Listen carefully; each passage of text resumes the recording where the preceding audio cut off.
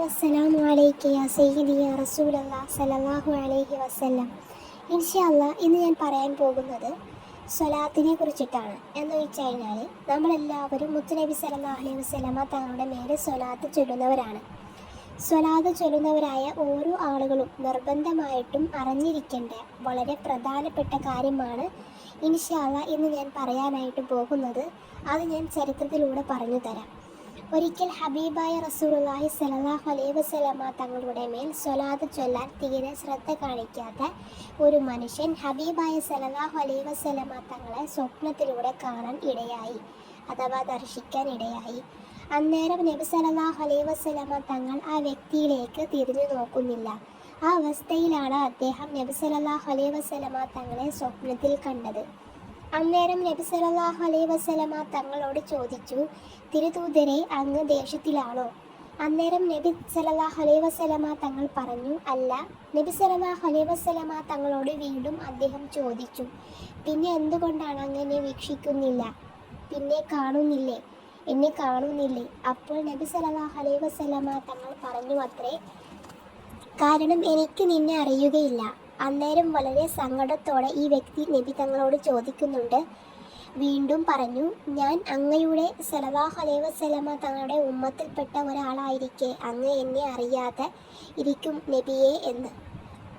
ഒരു മാതാവ് തൻ്റെ കുഞ്ഞിനെ അറിയുന്നതിനേക്കാൾ ഉപരി അവിടുത്തെ ഉമ്മത്തിനെ അങ്ങ് അറിയും എന്ന് പണ്ഡിതന്മാർ പറഞ്ഞിട്ടുണ്ടല്ലോ.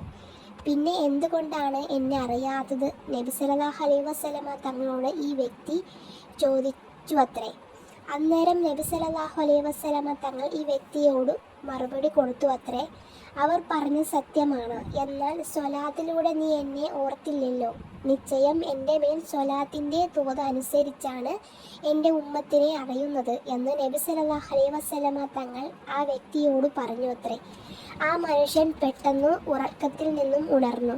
നിർബന്ധമായിട്ടും ദിനപ്രതി ഞാൻ 100 സ്വലാത്ത് ചൊല്ലും എന്ന് അയാൾ പ്രതിജ്ഞയെടുത്തു. അങ്ങനെ അയാൾ അന്നു മുതൽ നിർവഹിച്ചു പോന്നു. അതിനുശേഷം പിന്നീട് ഒരിക്കൽ അദ്ദേഹം മുത്തുനബി സല്ലല്ലാഹു അലൈഹി വസല്ലമ തങ്ങളെ മനാമിൽ ദർശിക്കുകയുണ്ടായി.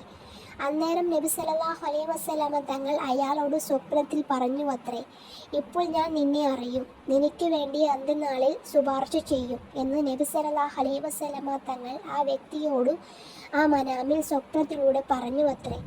മുഹിബീങ്ങളെ, നാം ചിന്തിക്കേണ്ട ഇവിടെയാണ്. നമ്മൾ ഓരോരുത്തരും സ്വലാത്ത് ചൊല്ലുന്നുണ്ടോ?